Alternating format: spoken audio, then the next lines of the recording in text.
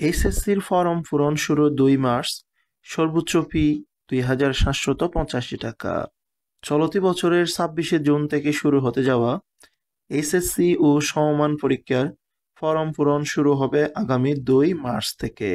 এই ফরম পূরণ চলবে ১৭ মার্চ পর্যন্ত। ফরম পূরণের বিজ্ঞপ্তিতে এসব তথ্য জানিয়েছে ঢাকা মাধ্যমিক ও উচ্চ মাধ্যমিক শিক্ষা বোর্ড। ফরম পূরণের চতুর্থ বিষয়সহ ২,৭৮৫ টাকা ফি নির্ধারণ করা হয়েছে বিজ্ঞান বিভাগের শিক্ষার্থীদের জন্য। আর মানবিক ও ব্যবসা শিক্ষা বিভাগের শিক্ষার্থীদের ফরম পূরণ করতে ২,২২৫ টাকা ফি দিতে হবে। মানবিক ও ব্যবসায় শিক্ষা শাখায় কোনো শিক্ষার্থীর চতুর্থ বিষয় ও নির্বাচনিক বিষয়ে ব্যবহারিক পরীক্ষা থাকলে অতিরিক্ত ১৪০ টাকা করে দিতে হবে। রোববার ২৩শে ফেব্রুয়ারি বোর্ডের পরীক্ষা নিয়ন্ত্রক অধ্যাপক এস.এম. কামাল উদ্দিন হায়দার বলেন, আগামী ২ মার্চ থেকে এইচএসসির ফরম পূরণ শুরু হবে। ইতিমধ্যে ফরম পূরণের বিজ্ঞপ্তি জারি করা হয়েছে। বিলম্ব ফি ছাড়া আগামী ১০ মার্চ পর্যন্ত ফরম পূরণ করা যাবে। ১০০ টাকা বিলম্ব ফি সহ ১২ মার্চ থেকে ১৭ মার্চ পর্যন্ত অনলাইনে ফরম পূরণ করা যাবে। সেক্ষেত্রে ফি জমা দেওয়ার শেষ সময় ১৮ মার্চ পর্যন্ত। এইচএসসি ও সমমানের পরীক্ষা আগামী ২৬শে জুন থেকে শুরু হবে।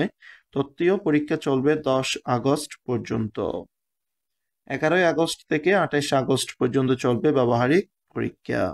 ২০২৩ সালের সংক্ষিপ্ত বা পুনর্বিন্যাসকৃত সিলেবাসে ২০২৫ সালের এইচএসসি ও সমমান পরীক্ষা হবে।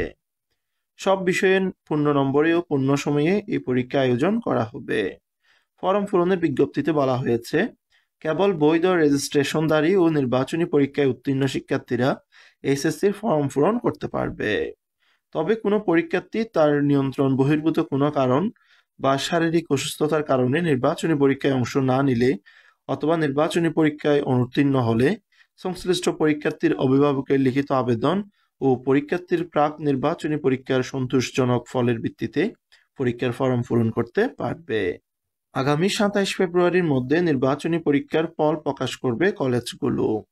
এরপর ১লা মার্চ ঢাকা শিক্ষা বোর্ডের ওয়েবসাইটে শিক্ষার্থীদের তথ্যসহ সম্ভাব্য তালিকা প্রকাশ করা হবে। ওই তালিকা থেকে শিক্ষার্থীরা অনলাইনে এইচএসসির ফরম পূরণ করতে পারবেন।